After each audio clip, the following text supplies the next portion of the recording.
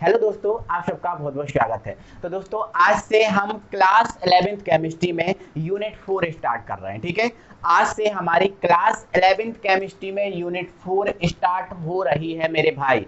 इस यूनिट 4 का नाम है रासायनिक आबंधन एवं आणविक संरचना। ठीक है, जिसको हम इंग्लिश में बोलते हैं chemical bonding and molecular structure. ये हमारी यूनिट 4 है, इसको हम पढ़ना स्टार्ट करेंगे आज से। इससे पहले दोस्तों हमने 3 यूनिट आपको कंप्लीट करा दिए हैं। सभी वीडियोस आपको चैनल की प्लेलिस्ट में क्रम वाइज मिल जाएंगे, आप जाओ और आप देखो, है ना। जो डाउट है हमें कमेंट में जल्दी से कमेंट करो कि सर हमें यहाँ डाउट है, हमें सॉल्व कराइए। हम बिल्कुल आपको फुल सॉल्यूशन के साथ आपको कंप्लीट करा देंगे। ठीक है, तो मेरे भाई आज से हम यूनिट 4 स्टार्ट कर ले रहे हैं। और इस यूनिट 4 में हमें देखो, यूनिट 4 का नाम क्या है? रासायनिक आबंधन। रासायनिक आबंधन मतलब रासायनिक बंध। रासायनिक आबंधन का मतलब क्या होता है मेरे भाई? रासायनिक बंध होता है। मतलब इसमें हम बंधों के बारे में पढ़ेंगे। जो रासायनिक बंध होते हैं, जैसे आपका हाइड्रोजन बंध हुआ, है ना, आपका आयनिक बंध हुआ, आपका सहसंयोजक बंध हुआ, आपका उपसह संयोजक बंध हुआ, आपका वांडर वाल्स बंध हुआ। इन बंधों के बारे में हम इस यूनिट में पढ़ेंगे।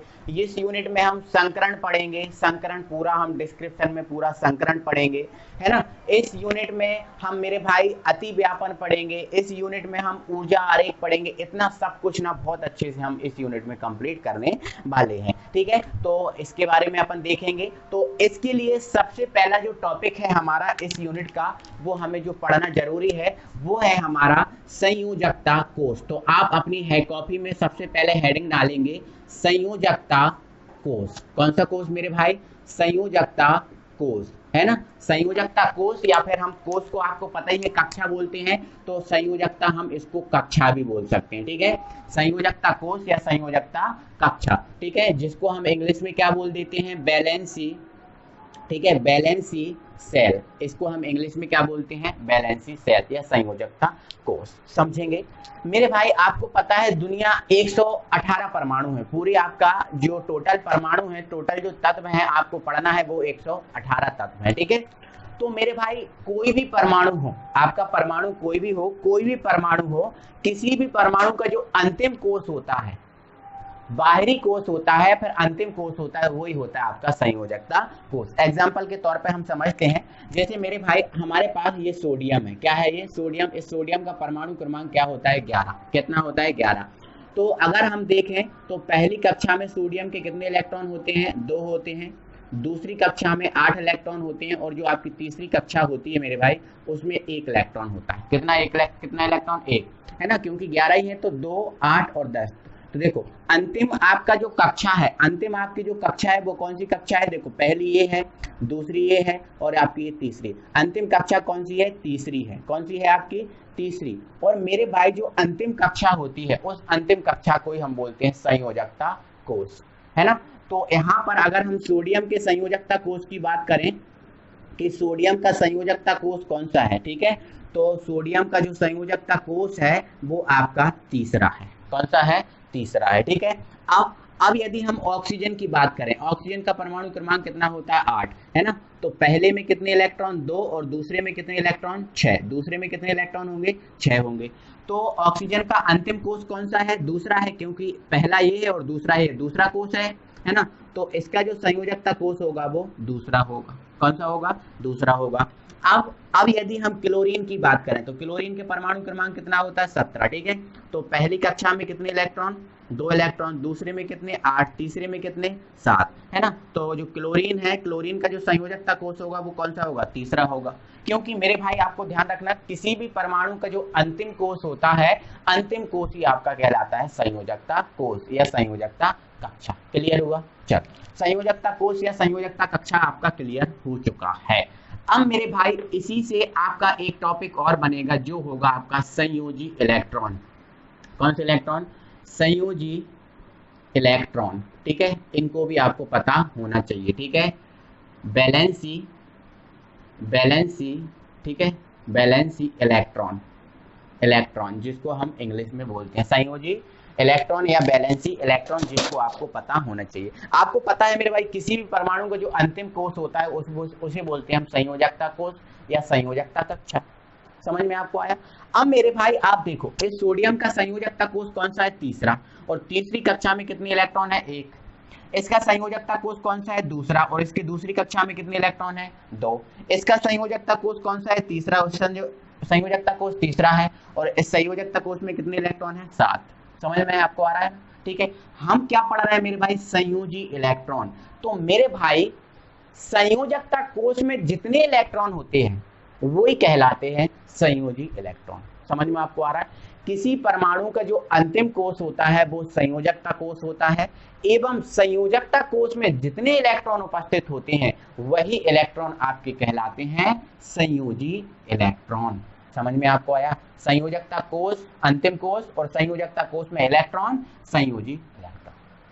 समझ में आपको आया, कोई दिक्कत नहीं है ना, समझ गए ना, कोई बहुत अच्छे से आप समझ गए होगे आई होप, है ना, कोई दिक्कत नहीं होगी, ठीक है। अब इसको ना और अच्छे से थोड़ा सा विस्तार पूर्वक हम यहाँ पर समझते हैं। थोड़ा सा अब हम बड़े हो गए क्योंकि चीजों को सीख गए हैं, तो थोड़ा सा अलग तरीके से हम समझेंगे, है ना। अब मेरे भाई आपको पता है ये सोडियम है, सोडियम का 11 इलेक्ट्रॉन है। तो पहली कक्षा में कितने इलेक्ट्रॉन, 2, है ना। दूसरी कक्षा में कितने इलेक्ट्रॉन, 8, और तीसरी कक्षा में आपका कितने इलेक्ट्रॉन, 1, है ना। आपको पता है अंतिम कोष कौन सा कोष होता है, संयोजकता कोष। तो पहला, दूसरा, तीसरा, जो तीसरा आपका कोष है ये आपका है तीसरा कोष, है ना, तीसरा कोष। तो ये आपका जो कोष होगा वो आपका कौन सा कोष होगा, संयोजकता कोष होगा। और तीसरे कोष में कितने इलेक्ट्रॉन है, केवल 1 इलेक्ट्रॉन। मतलब यहाँ पर जो संयोजी इलेक्ट्रॉन की संख्या है वो कितनी है, 1 है। कितनी है, 1 है। इसी प्रकार ऑक्सीजन की बात करें तो ऑक्सीजन के पास कितने इलेक्ट्रॉन होते हैं, 8 होते हैं, ठीक है। पहले में कितने, 2 और दूसरे में कितने, 6। तो अंतिम कोष कौन सा है आपका, ये आपका दूसरा है। कौन सा है, दूसरा। तो ये दूसरा आपका संयोजकता कोष होगा, और इसमें दूसरे कोष में है कितने इलेक्ट्रॉन, 6। तो आपके संयोजी इलेक्ट्रॉन कितने हुए, 6 हुए, है ना। तो इसी प्रकार से अगर मैग्नीशियम की बात करें, किसकी बात करें, मैग्नीशियम। मैग्नीशियम का परमाणु क्रमांक कितना, 12। मेरे भाई चाहे तो आप इसको ऐसे बना लो, या फिर आप इनको इस टाइप के गोलाकार में भर दो, जैसे पहले में 2 भरा जाएंगे, दूसरे में 8, तीसरे में कितने, 2, ऐसे भर दो, या फिर 2, 8 और 2 ऐसे भर दो, मतलब एक ही रहेगा, ठीक है। तो पहले में कितने हैं, 2, दूसरे में कितने हैं, 8, और तीसरे में कितने हैं, 2। तो अंतिम कोष आपका कौन सा है, तीसरा। तो संयोजकता कोष कौन सा हुआ आपका, तीसरा। संयोजकता कोष आपका कौन सा हुआ, तीसरा। और इसमें कितने इलेक्ट्रॉन, 2। तो संयोजी इलेक्ट्रॉन कितने हुए, 2। तो इस टाइप से मेरे भाई संयोजी इलेक्ट्रॉन अंतिम कक्षा में जो उपस्थित इलेक्ट्रॉन होते हैं वो होते हैं, ठीक है।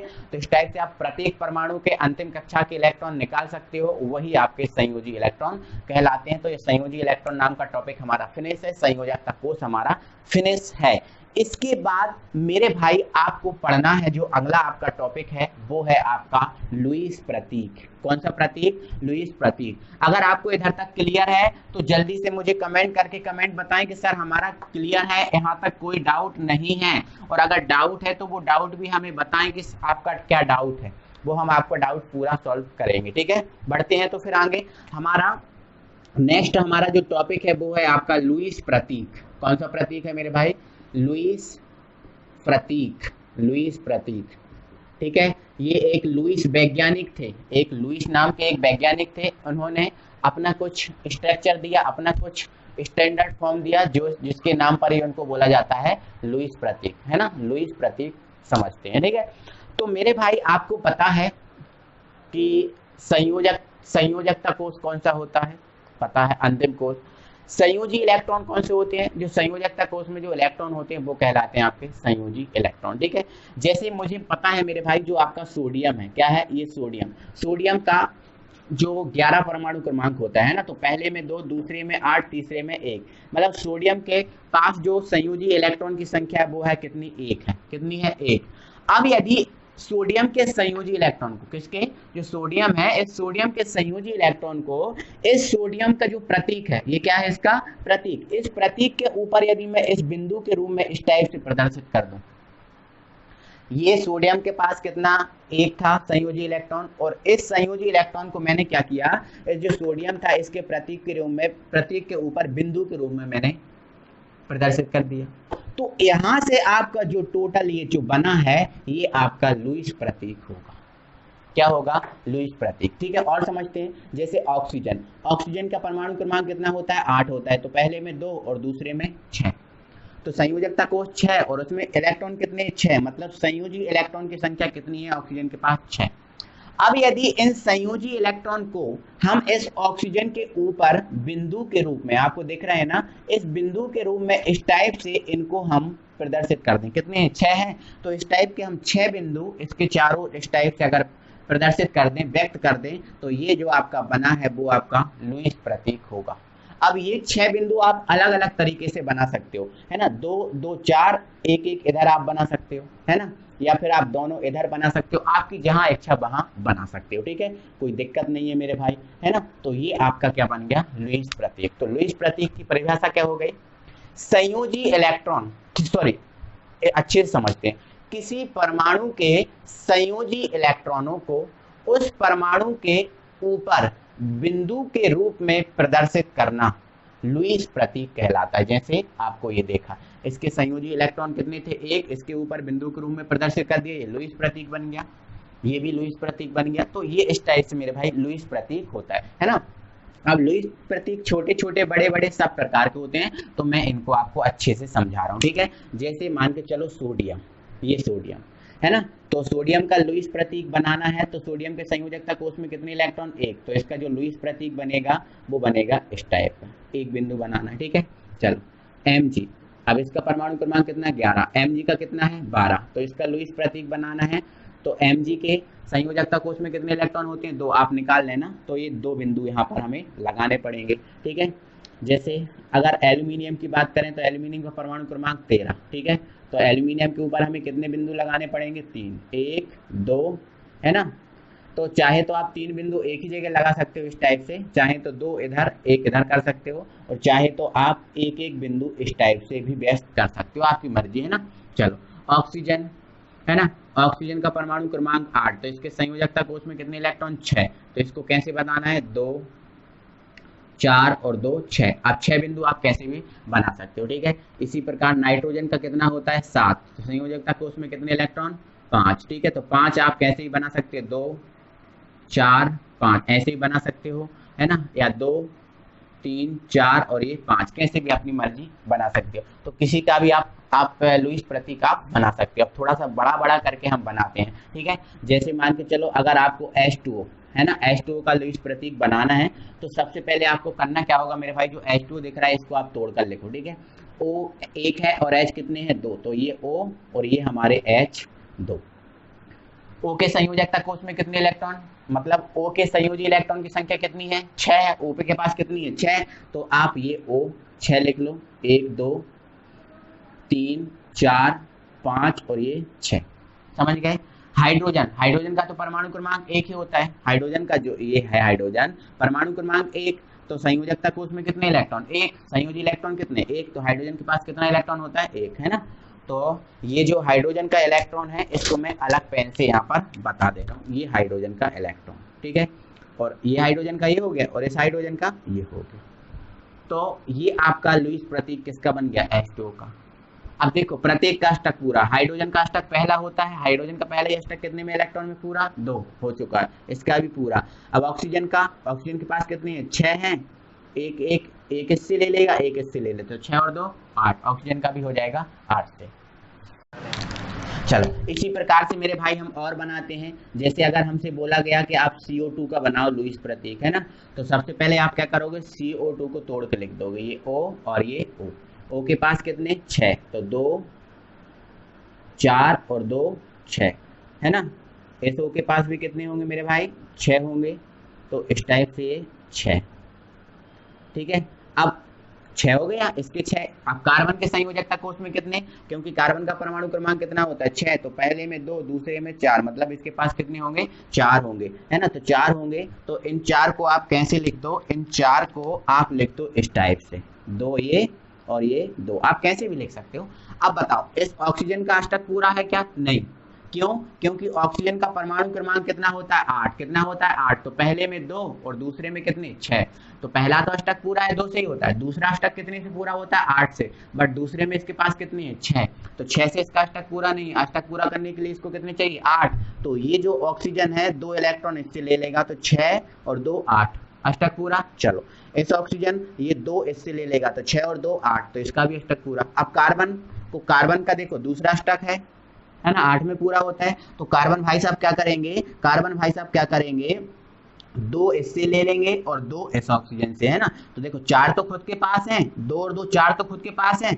ये कार्बन भाई साहब 2 इससे ले लेंगे 6 और 2 इससे ले लेंगे 8, तो मतलब ये इस टाइप से टोटल इनसे 8 का अष्टक इनका पूरा हो जाएगा, है ना।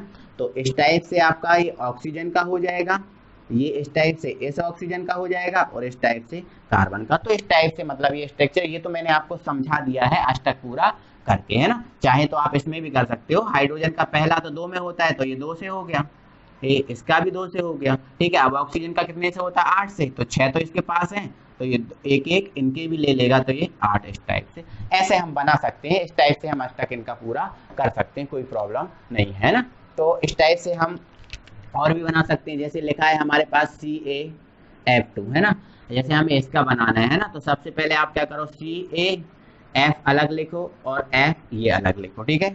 चलो Ca के पास कितने इलेक्ट्रॉन होते हैं, 2, तो ये आपने 2 इलेक्ट्रॉन बना लिए। F के पास कितने होते हैं संयोजकता कोष में, देखो F का परमाणु क्रमांक कितना है, 9, तो पहले में 2 और दूसरे में कितने होंगे, पहले में 2 और दूसरे में कितने होंगे आपके 7 होंगे, कितने होंगे 7, तो ये 2 7, ठीक है। 7 इलेक्ट्रॉन को आपको मतलब F के पास संयोजकता कोष में कितने इलेक्ट्रॉन है, 7, मतलब F के संयोजी इलेक्ट्रॉन कितने हैं 7, तो 7 बनाना है, 2 4 2 6 और ये 7, है ना। इसके भी 2 2 4 2 6 और ये 7, है ना, समझ गए ना। चलो तो यहाँ से क्या करेंगे ये भाई साहब क्या करेंगे, देखो यहाँ से 6 और 1 सॉरी 7 है, 7 और 1 8, 7 और 1 8, तो इन सब का अष्टक पूरा हो जाएगा। और इस टाइप से आपका ये CaF2 का क्या बन जाएगा, लुईस प्रतीक। तो इस टाइप से मेरे भाई आप किसी का भी लुईस प्रतीक बना सकते हो। आई होप कि बहुत अच्छे से बेटर अंडरस्टैंडिंग हो चुकी होगी, आपको हर एक चीज आप समझ चुके होगे लुईस प्रतीक से